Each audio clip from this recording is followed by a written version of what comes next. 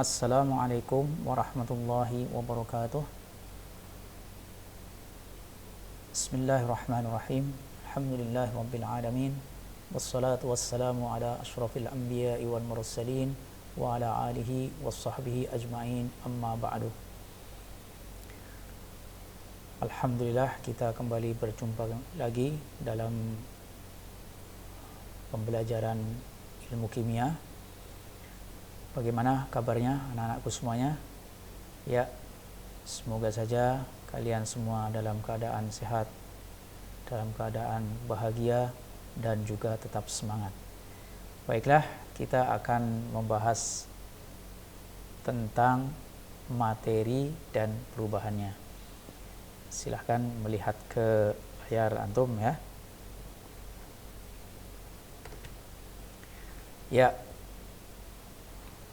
di layar antum akan ditampilkan tentang materi pertemuan kita kali ini ya, materi dan perubahannya. Saya tampilkan di situ petikan dari ayat Al-Quran dalam surat Al-Mulk, surat yang insya Allah sudah antum hafal semua ya. Ma tara fi khalqir rahmani min tafawut, dalam surat Al-Mulk ya. Tidaklah akan kamu lihat sesuatu yang tidak seimbang pada ciptaan Zat yang Maha Pengasih. Memang ciptaan Allah ini sangat seimbang ya. Begitu seimbangnya, tidak ada cacat dan tidak ada celah. Tahapan pembahasan kita adalah pembagian materi, partikel penyusun materi, sifat materi, perubahan materi, dan pemisahan materi. Ya, kita masuk pada pembahasan yang pertama. Apa sih materi itu? Ya, tadi sudah dikutip dari ayat Allah, ciptaan Allah. Ciptaan Allah itu ada yang alam nyata, ada yang alam gaib. Tetapi yang dibahas di IPA atau di sains hanya yang alam nyata saja. Nah, alam nyata ini ternyata secara umum disebut sebagai materi dan ada yang non materi. Apa materi itu? Materi adalah segala sesuatu yang memiliki massa dan menempati ruang. Materi tidak harus kelihatan seperti udara. Udara meskipun tidak kelihatan, tetapi sebenarnya ada massanya. Bisa kok ditimbang balon kosong dengan balon isi, pasti beratnya beda. Dan juga menempati ruang, buktinya bisa diwadahin balon, ya enggak? Nah, dapatkah kamu membuktikan bahwa gas memiliki massa dan menempati ruang? Silakan dicoba sendiri ya, dengan percobaan yang sederhana seperti yang tadi sudah disampaikan. Lantas, apa yang dimaksud dengan non materi? Nah, non materi kebalikannya, yang tidak memiliki ruang dan tidak menempati yang tidak memiliki massa dan tidak menempati ruang. Nah, nanti yang bukan materi ini contohnya suara, cahaya, gelombang, energi. Secara umum sebenarnya itu disebut sebagai gelombang atau gelombang elektromagnetik yang dipelajari dalam ilmu fisika. Dan kehebatannya yang bukan materi ini karena tidak harus menempati ruang, maka bisa menembus. Buktinya suara dan gambar Ustadz bisa kamu lihat sekarang ya, itu bisa dikirim. Tapi kalau materi tidak bisa.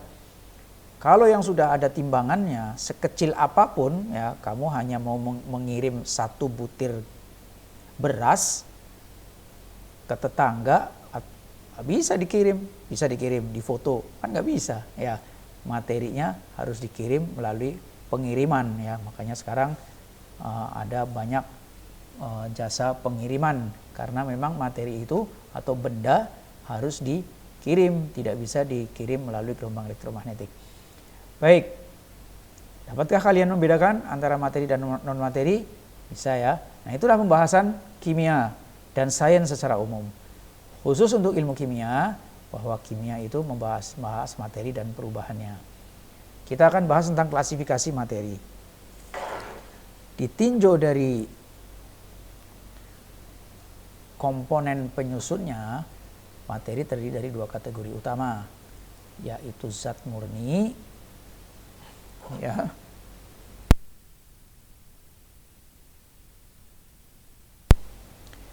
Apa yang dimaksud dengan zat murni? Zat murni adalah zat yang tidak dapat dipisahkan lagi menjadi komponen lain yang mempunyai sifat yang sama dengan zat tersebut. Ya, contoh zat murni adalah emas, air, besi, helium, karbon dioksida, dan sebagainya. Nanti zat murni itu ada yang memang benar-benar tersusun dari satu jenis partikel saja seperti emas, partikelnya partikel emas. Helium, partikelnya partikel helium. Besi, partikelnya partikel besi. Itulah yang disebut dengan atom atau unsur, ya. Tetapi ada zat murni yang partikelnya ternyata bukan satu unsur. Itu yang disebut dengan senyawa. Air, ya, semurni-murni air, yang partikel paling kecilnya adalah molekul air. Tetapi molekul air itu ternyata tersusun atas unsur hidrogen dan unsur oksigen. Tetapi kan oksigen dan hidrogen itu berbeda dengan air. Nah, makanya partikel yang seperti ini atau zat murni yang seperti ini disebut sebagai senyawa. Perhatikan ya. Kemudian yang kedua adalah campuran. Campuran adalah materi yang terdiri dari dua atau lebih zat penyusun yang bergabung tanpa melalui reaksi kimia. Bahkan sebagian dari campuran itu tinggal dicampur-campurkan saja. Kamu bikin es buah, ya, air, kasih gula, kasih berbagai macam buah, jadilah campuran. Nah, itu campuran yang sangat kasar ya. Tapi ada juga campuran yang nyaris tidak bisa dibedakan dengan zat murni. Kamu air putih, bening, kasih garam sedikit, diaduk sampai garamnya seluruhnya larut. Sepintas orang tidak akan kelihatan, tapi begitu diminum, kok asin? Nah, ternyata itu adalah campuran, gitu ya. Baik, campuran ada yang alami seperti udara. Udara ini ada banyak komponennya, ada berbagai macam gas di dalam udara. Begitu juga dengan air laut. Air laut rasanya asin dan ada berbagai macam unsur di dalam air laut, ya. Tapi ada yang buatan seperti sirup, ya, yang biasa kamu bikin, atau paduan logam, ya. Paduan logam seperti stainless steel, itu campuran berbagai macam logam. Oke, kita lanjutkan. Jadi klasifikasi utama materi dalam ilmu kimia adalah unsur, senyawa, dan campuran. Tadi unsur dan senyawa masuk zat murni, campuran masuk sebagai zat tidak murni. Kenapa sekarang menjadi dibagi tiga? Karena memahami tiga terminologi ini, ya, tiga istilah ini akan menjadi dasar di dalam pemahaman kimia selanjutnya. Unsur gambarnya balon, isinya satu macam gas, misalnya hidrogen, ya. Senyawa gambarnya air, kamu ingat ya, air adalah senyawa. Campuran tuh gambarnya es krim, berbagai macam bintik-bintik ada di situ, ya. Campuran supaya mempunyai gambaran yang jelas, ya. Baik. Nah, kita perjelas lagi tentang pemahaman masing-masing. Unsur adalah zat tunggal atau zat murni yang hanya tersusun dari satu macam partikel. Partikel penyusun unsur disebut atom. Ada unsur yang tersusun dari satu atom saja seperti logam, ya, emas, besi, nikel, perak, tembaga, dan sebagainya. Itu unsur penyusunnya hanya satu. Begitu juga dengan gas mulia seperti helium dan unsur yang tersusun. Ada juga unsur yang tersusun atas dua atom yang sama, misalnya oksigen. Ternyata ilmu pengetahuan berhasil menguak bahwa oksigen itu rumus kimianya adalah O2. Jadi keberadaan oksigen selalu dalam bentuk dua atom oksigen bersama-sama. Nanti kita akan pelajari lebih lanjut. Tetapi intinya penyusun oksigen itu hanya atom O saja, meskipun jumlahnya ada dua. Nah, nanti unsur yang hanya tersusun dari satu atom disebut unsur monoatomik, dan unsur yang terdiri dari dua atom disebut unsur diatomik. Kemudian senyawa. Senyawa juga zat tunggal atau zat murni yang tersusun lebih dari satu macam partikel dengan perbandingan yang tetap. Dikatakan zat murni karena senyawa tidak dapat dipisahkan dari partikel penyusunnya dengan cara biasa. Contohnya senyawa adalah air. Rumus kimianya H2O. Dengan demikian air tersusun dari hidrogen dan oksigen. Tetapi air tidak dapat begitu saja dipisahkan menjadi hidrogen dan oksigen kecuali dengan reaksi kimia. Dan kalaupun sudah berhasil dipisahkan, ternyata oksigen dan hidrogen sifatnya berbeda dengan air. Nah, yang demikian disebut dengan senyawa.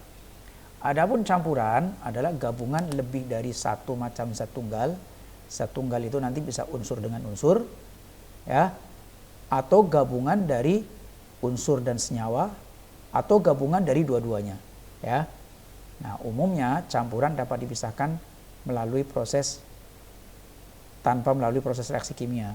Meskipun tidak semuanya mudah dipisahkan. Ya, contoh campuran adalah air laut, udara, tinta, es krim, es buah, sayur dan sebagainya. Itu adalah contoh dari campuran. Ya, campuran nanti ada yang kasar, ada yang halus, ada yang nanti disebutnya sebagai homogen dan heterogen. Kita akan pelajari lebih lanjut masing-masingnya nanti ya. Sekarang kita pembahasan secara umum dulu.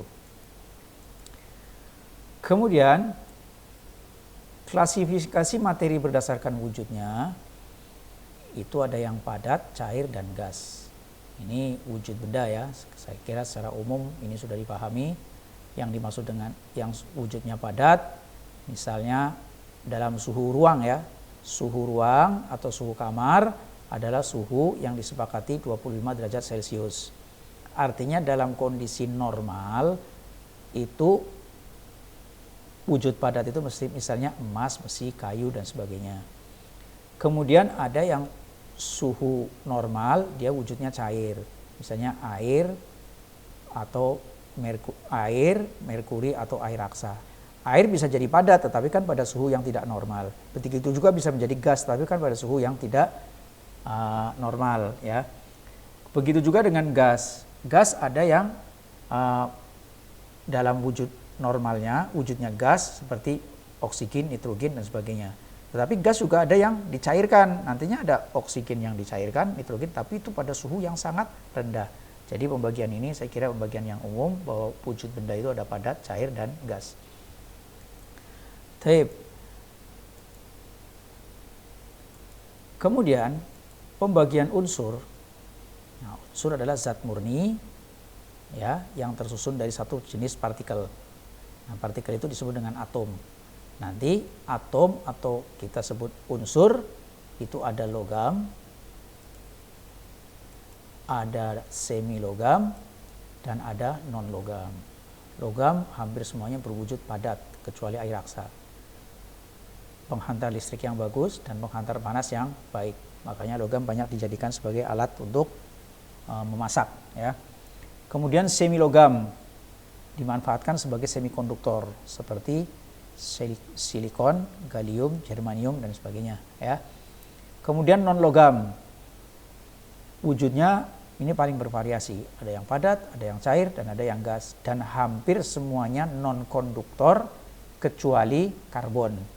Karbon yang murni itu penghantar panas.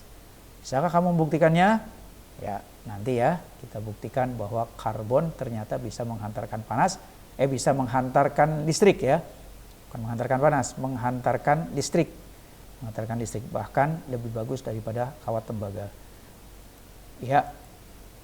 Sekarang kita masuk ke ringkasan. Apa sebenarnya yang sudah kita pelajari pada pertemuan kita kali ini? Ya, yang pertama, apakah Anda sudah mampu membedakan antara materi dan non-materi? Iya, contoh materi semua benda yang kita lihat dan yang tidak kita lihat tetapi memiliki massa dan menempati ruang. Adapun non-materi adalah suara, cahaya, langsung contohnya saja ya, suara, cahaya, gelombang elektromagnetik, sinyal telepon, dan sebagainya. Kemudian, sudahkah Anda memahami perbedaan unsur, senyawa, dan campuran? Nah, ini penting ya. Unsur adalah zat tunggal yang tersusun dari satu macam partikel. Senyawa adalah zat tunggal atau zat murni yang tersusun lebih dari satu macam partikel. Adapun campuran adalah zat yang tidak murni dan tersusun dari berbagai macam zat lainnya. Baik, kompetensi yang ketiga, apakah Anda bisa memahami pembagian unsur? Secara global, unsur terbagi menjadi logam, semi-logam, dan non-logam. Ya, itulah yang sudah kita pelajari pada pertemuan kita kali ini. Ya, insya Allah kita akan membahas lebih detail dari masing-masing komponennya nanti sebelum kita masuk ke pertemuan kedua. Bagi yang belum memahami secara jelas tentang apa yang sudah disampaikan tadi, bisa melihat ke modul materi yang sudah disertakan di dalam pembelajaran online ini. Sekian, sampai jumpa pada pertemuan berikutnya.